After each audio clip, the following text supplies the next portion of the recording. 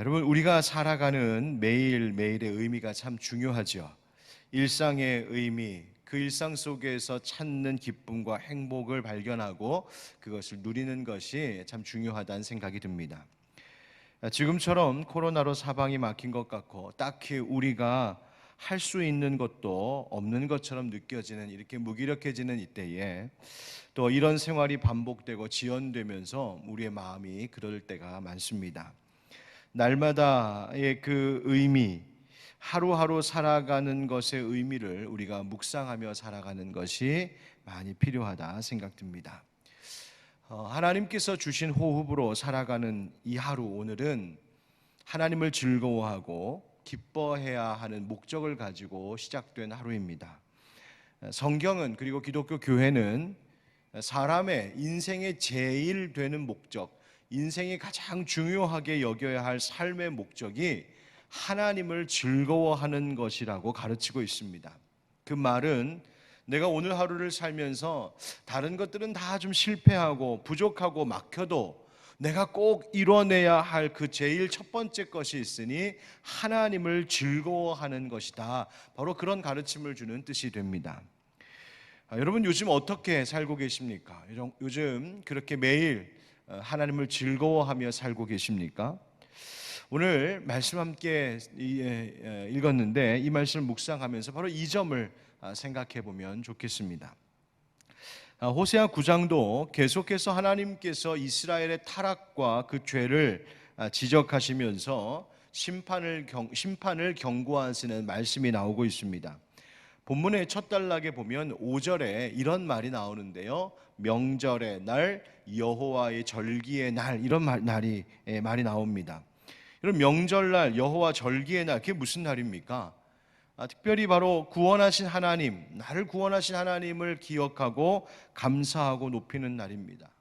죄와 사망에서 우리를 건지신 그 구원의 하나님을 더 열심으로, 더 특심으로 바라보는 날, 그러면서 하나님 나에게 베풀어 주신 그 은혜와 공급으로 기뻐하고 감사하고 또 그 주신 은혜를 서로 나누는 축제의 날이 여호와 하나님께서 우리에게 주신 명절의 날, 여호와의 절기의 날이라고 하는 겁니다. 그런데 5절부터 7절의 말씀을 다시 읽어보면 이렇습니다. 너희는 명절날과 여호와의 절기의 날에 무엇을 하겠느냐? 여러분, 이 말씀의 뜻이 뭐냐면 너희들이 명절날 여호와 절기의 날이 돼도 너희가 할 일이 없다, 그런 뜻입니다. 왜 이렇게 말씀하실까? 6절, 보라, 그들이 멸망을 피하여 갈지라도 애굽은 그들을 모으고 노분 그들을 장사하리니 그들의 은은 귀한 것이나 찔레가 덮을 것이요 그들의 장막 안에는 가시덩굴이 퍼지리라. 인생 가운데 나의 생활 속에 찔레와 가시덩굴과 같은 고통과 괴로움이 있다 말씀하시는 거예요. 7절, 형벌의 날이 이르렀고 보응의 날이 온 것을 이스라엘이 알리라. 선지자가 어리석었고 신에 감동하는 자가 미쳤나니 이는 네 죄악이 많고 네 원함이 크민이라. 아멘. 형벌의 날, 보응의 날이 왔다. 여러분, 왜 명절의 날이고 여호와 하나님께서 주신 여호와의 절기의 날, 그 감사와 축제의 날이 오히려 형벌의 날이 되고 보응의 날이 되는 것일까요?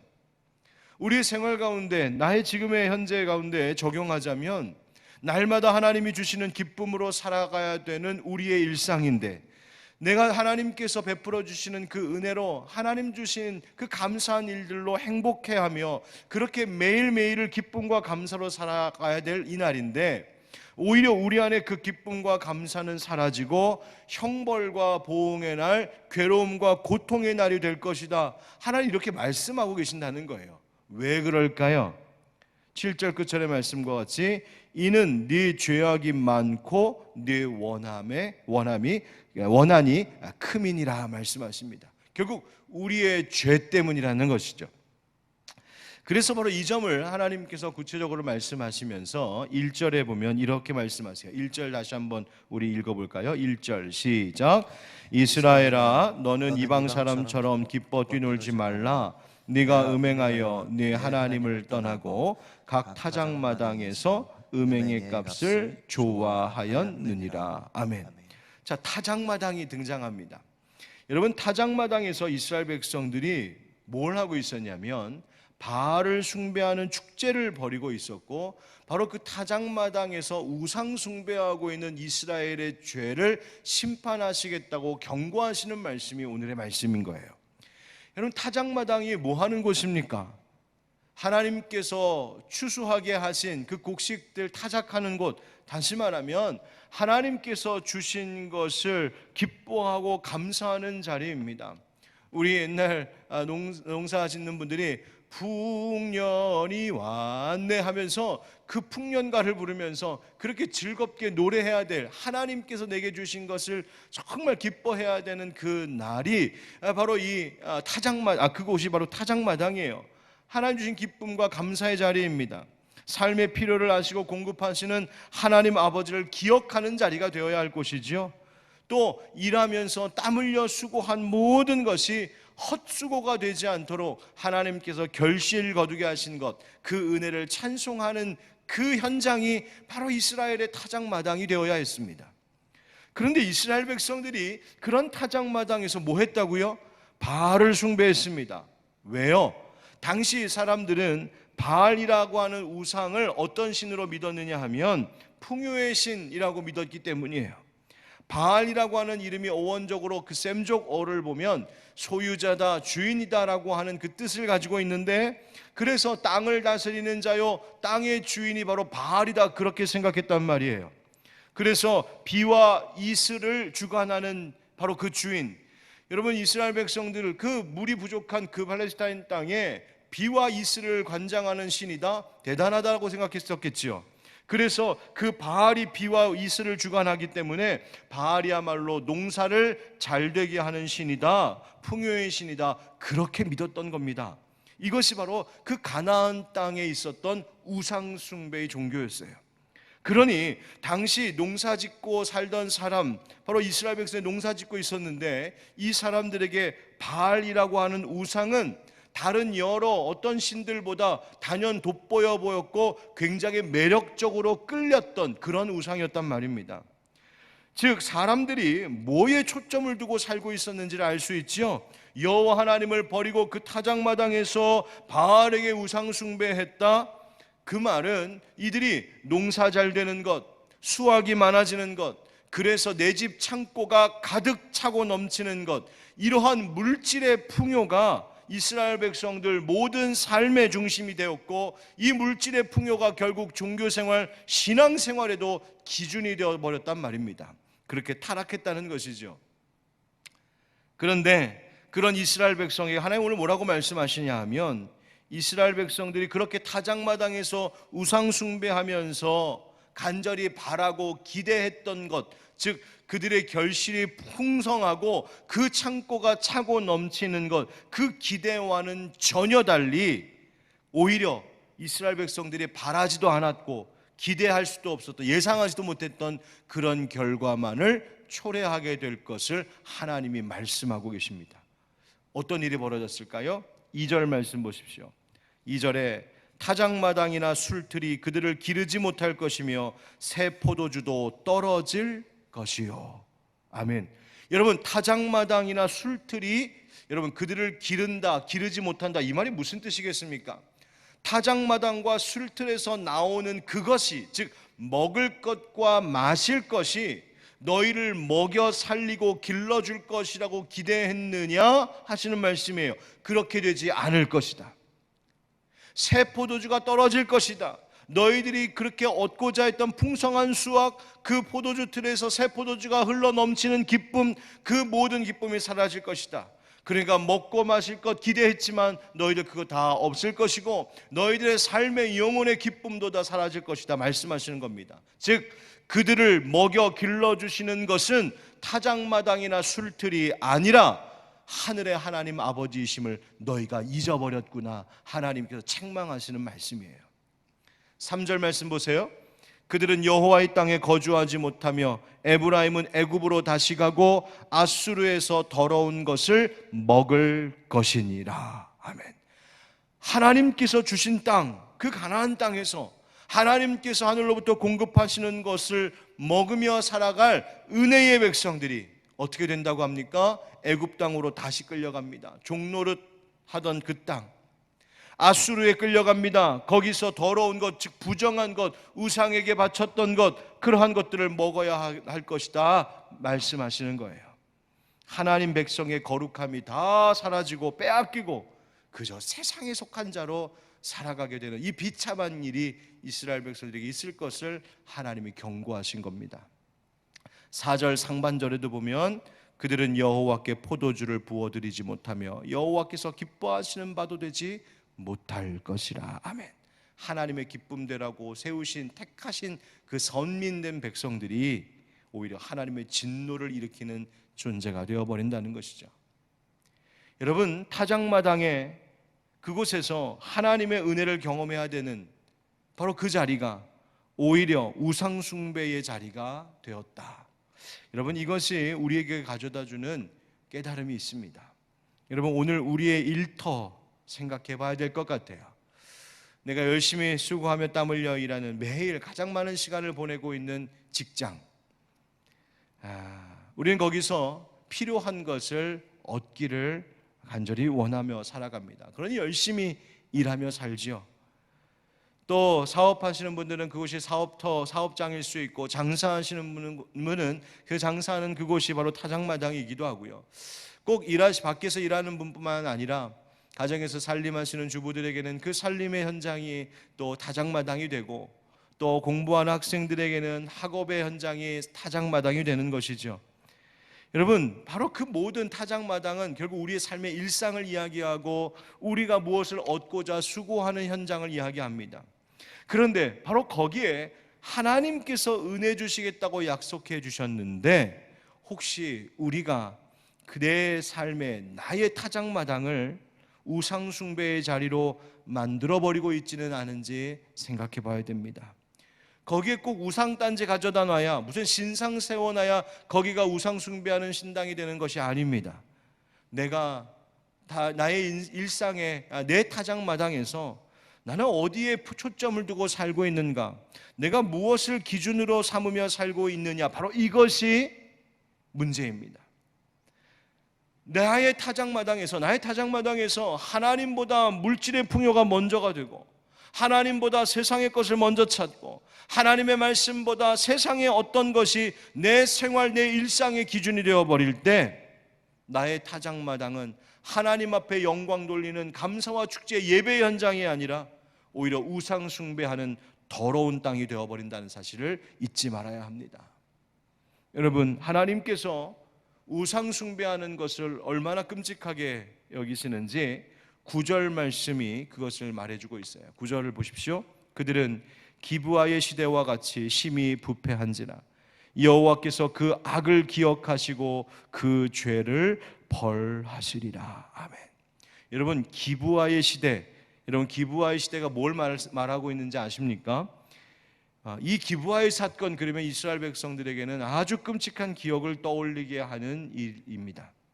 뭐냐면, 레위인이 베냐민 지파에 속한 기브아에서 자기 첩이 강간과 살해를 당하자 그 시체를 12조각으로 토막내어서 이스라엘 땅 사방으로 보내어 전 이스라엘이 이 베냐민 지파를 대상으로 전쟁을 벌이게 하고, 그 일로 베냐민 지파가 완전히 거의 사라질 뻔했던 그 위기, 그 기가 막히고 끔찍한 역사의 사건이 바로 기브아 시대의 사건입니다.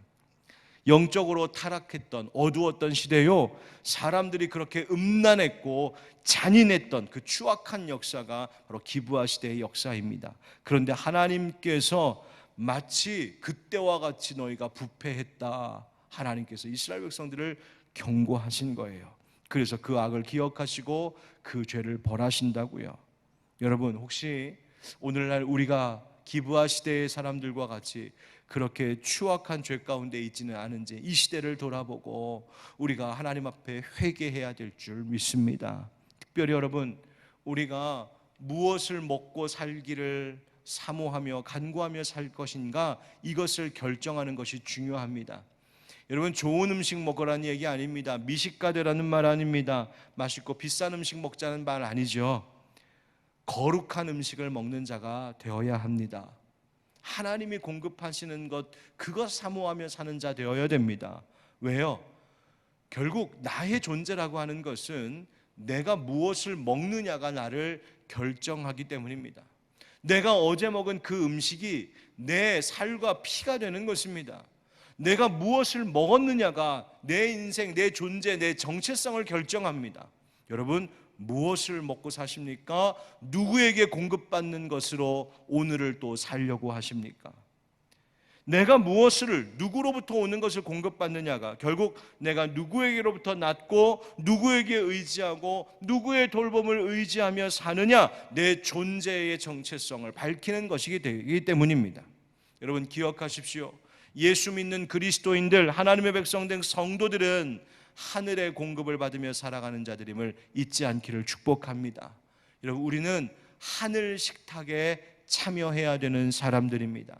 우리는 하나님께로부터 오는 것 공급받겠다, 의로운 것, 하나님 주신 은혜의 것 받아야지 불의한 것, 부정한 것, 세상의 것으로 내 입을 달콤하게 하고 내 배를 채우겠다 생각하는 순간 우리는 기브아 시대의 이 악한 자들과 같이, 그리고 하나님께서 경고하고 계시는 지금 바알 섬기는 이스라엘 백성들과 같이 우리가 영적으로 타락할 수 있음을 잊지 말아야 됩니다. 우리는 하늘 식탁 먹고 사는 사람들입니다. 여러분, 우리가 그것을 연습하고 우리가 그것을 경험하는 자리가 사실 있어요. 성만찬, 우리가 성찬의 예식을 할 때 그것을 체험하는 거예요. 예수님께서 차려놓으신 그 떡과 포도주, 그 잔과 그 떡을, 음식을 먹음으로 그 성찬을 받을 때 하나님, 나는 하나님이 공급하시는 것으로만 사는 자입니다라는 것을 고백하는 것입니다. 17절 말씀 보십시오. 17절, 그들이 듣지 아니함으로 내 하나님이 그들을 버리시리니 그들이 여러 나라 가운데에 떠도는 자가 되리라. 아멘. 하나님이 왜 하나님의 백성들을 버리신다고 말씀하십니까?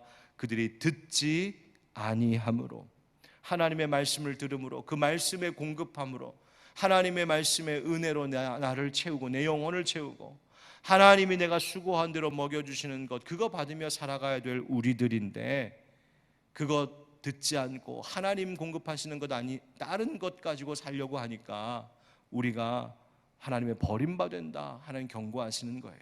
사랑하는 우리 하늘빛 광성교회 형제 자매 여러분, 또 이 말씀을 듣고 계신 모든 성도 여러분, 우리가 하늘 식탁, 하나님의 거룩한 양식을 공급받으며 살아야 되는 그런 우리임을 잊지 말고, 내 삶에 허락하신 그 귀한 타작마당이 우상 숭배의 자리가 아니라 하나님 높이는 거룩한 예배의 자리가 될 수 있기를 우리 주 예수 그리스도의 이름으로 축원드립니다. 우리 오늘 말씀을 기억하면서 마지막으로 마태복음 6장 25절부터 34절의 말씀을 함께 읽어보면 좋겠습니다. 여러분 성경을 좀 찾으시죠. 마태복음 6장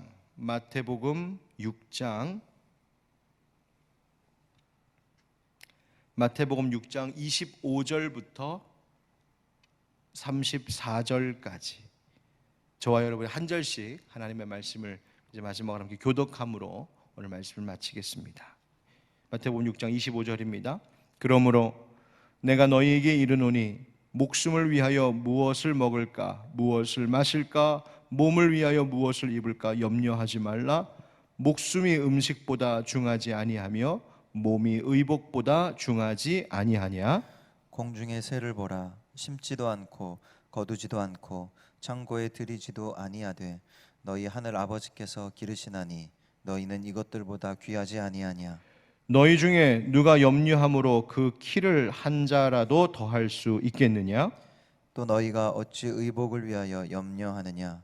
들의 백합화가 어떻게 자라는가 생각하여 보라. 수고도 아니하고 길쌈도 아니하느니라.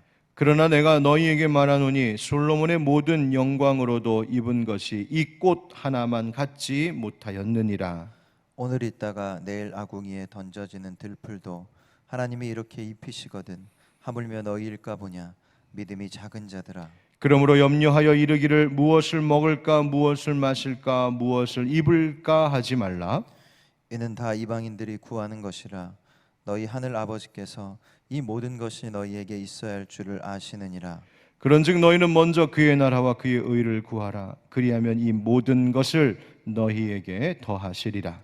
그러므로 내일일을 위하여 염려하지 말라. 내일일은 내일이 염려할 것이요 한 날의 괴로움은 그날로 족하니라. 아멘.